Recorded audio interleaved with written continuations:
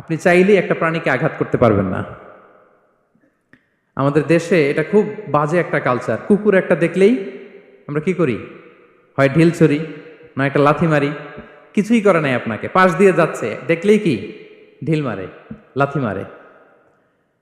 আরো অনেক জঘন্য জঘন্য কাজ আমরা করি। তাহলে যারাই যেখানে বিপন্ন, মানবতা যেখানে বিপন্ন, সেখানেই ইসলাম হাজির হয়েছে, আলহামদুলিল্লাহ। তো ইসলাম এমন একটা ধর্ম, যেখানেই মানবতা বিপন্ন সেখানেই ইসলাম হাজির। তো আজকে আমরা লেবার রাইটস ইন ইসলাম, ইসলামে শ্রমিকের কি অধিকার, শ্রমিকদের যে রাইটস আছে, অধিকার আছে, এটা নিয়ে ইসলাম কি বলে, এই টপিকে আমরা কথা শুনবো ইনশাআল্লাহ বিইذনিল্লাহ।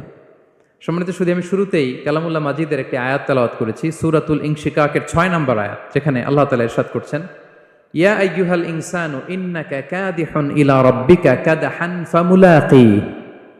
অর্থাৎ হে মানুষ, তুমি তোমার রবের কাছে পৌঁছা পর্যন্ত কঠোর পরিশ্রম করতে হবে, অতঃপর তুমি তার সাক্ষাৎ লাভ করবে।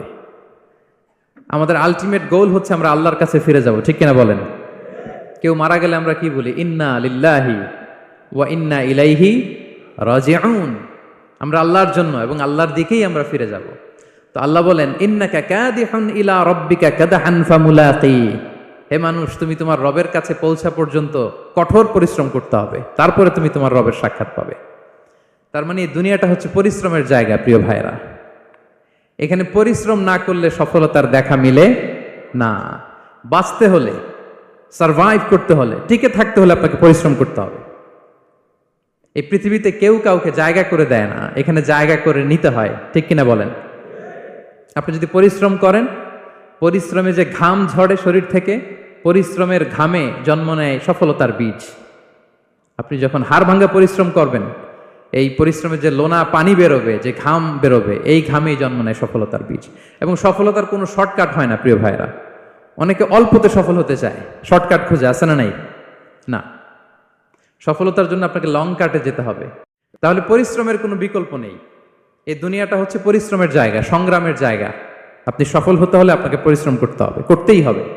আর পরিশ্রমে কোনো লজ্জা নেই। আমি বিভিন্ন আমার আলোচনায় বলি, কাজে লজ্জা নেই। লজ্জা হচ্ছে হাত পাতায়, লজ্জা হচ্ছে অকর্মণ্যতায়। কাজে লজ্জা আছে? লজ্জা কিসে বলেন সবাই? কাজ না করে ফুটানি মারে, ওইটাতে লজ্জা। অনেকে আছে ফুটানি মারে, আছে না নাই? কাজ করে না, শো অফ, ফুটানি। এই ফুটানিতে লজ্জা, কিন্তু পরিশ্রমে কোনো লজ্জা নেই। এজন্য আল্লাহ তাআলা বললেন, ইয়া আইয়ুহাল ইনসান ইন্নাকা কাদিহুন ইলা রাব্বিকা কাদহান ফামুলাকি। হে মানুষ, তোমার রবের কাছে পৌঁছা পর্যন্ত তোমাকে পরিশ্রম করতে হবে, হাড় ভাঙা পরিশ্রম করে আমার কাছে আসতে হবে, তবেই সফলতা মিলবে। অন্য আয়াতে আল্লাহ তাআলা বলছেন, লাকাদ খলাকনাল ইনসানা ফি কাবাদ। নিশ্চয়ই মানুষকে আমি কষ্ট এবং পরিশ্রম নির্ভর করে তৈরি করেছি। এই পৃথিবীতে টিকে থাকতে হলে তাকে পরিশ্রম করতে হয়, কষ্ট করতে হয়। এবং দুনিয়ার এই সাইকেলটা যদি দেখেন, দিন এবং রাতের যে সাইকেল, রাতকে আল্লাহ বানিয়েছেন ঘুমের জন্য, রেস্ট নেওয়ার জন্য, বিশ্রামের জন্য। আর দিনকে আল্লাহ বানিয়েছেন কর্মচঞ্চল করে, কাজের জন্য। দিনের মধ্যে কর্মস্পৃহা আছে। আল্লাহ তাআলা সূরা নাবাতে বলছেন, ওয়াজআলনান নাহারা মাআশা। আমি দিনকে বানিয়েছি কর্মচঞ্চল। দিনে আপনি কাজ করবেন, হাড় ভাঙা পরিশ্রম করবেন, তবেই সফলতা ধরা দিবে, ঠিক কিনা বলেন? এবং ইসলাম এই পরিশ্রমকে উৎসাহিত করে। পরিশ্রমের মাধ্যমে যে ইনকাম, এটাকে উৎসাহিত করে। বিষ্ণু ঈসা ইসলাম বলেন, মা আকালা আহাদুন তাআমান কাত্তু খায়রান আইয়াকুলা মিন আমালি ইয়াদাই। মানুষ পরিশ্রম করে, তার দুই হাত দিয়ে উপার্জন করে যে জীবিকা নির্বাহ করে, এর চেয়ে শ্রেষ্ঠ জীবিকা পৃথিবীতে আর নেই। এরপর বিষ্ণু ঈসা ইসলাম বললেন, ওয়া ইন্না নাবিয়াল্লাহি দাউদ আলাইহিস সালাম কানা ইয়াকুলু মিন আমালি ইয়াদিহি। আল্লাহর নবী দাউদ আলাইহিস সালাম তিনি নিজ হাতের উপার্জন থেকে খেতেন। সুবহানাল্লাহি বিহামদি। তিনি আর্মর বানাতেন, যুদ্ধাস্ত্র।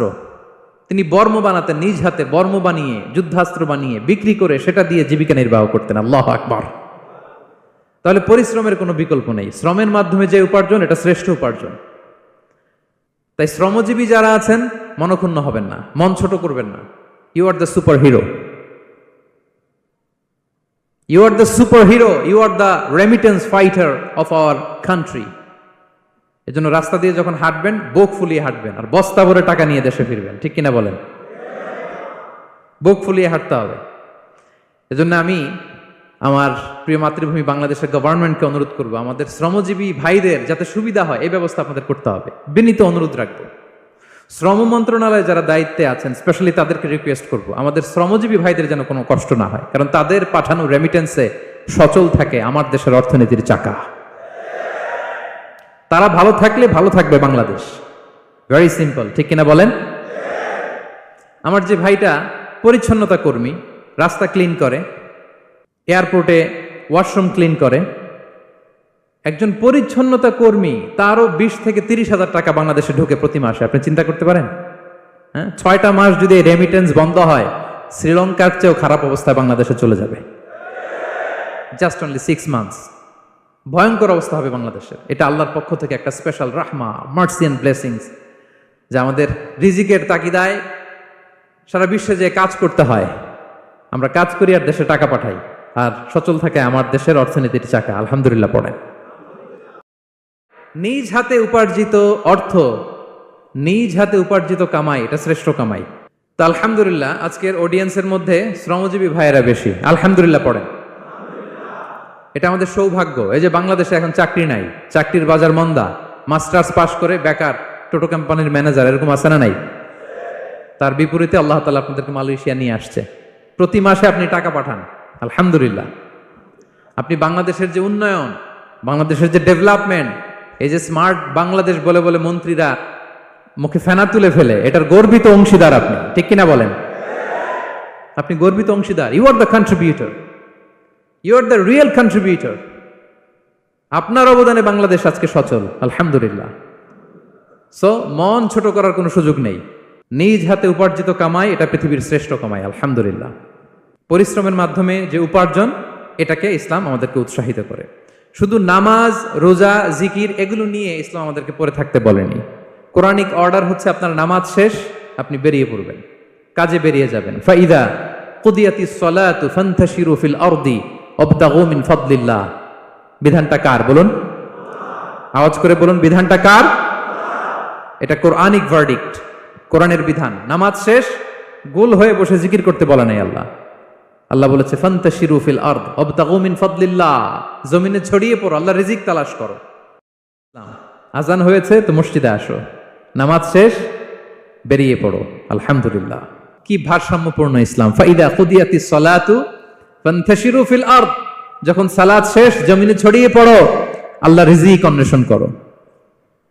তাহলে শুধু নামাজ রোজার মধ্যে ইসলাম নয়, আপনাকে কর্মঠ হইতে হবে, পরিশ্রম করতে হবে, হাড় ভাঙা পরিশ্রম।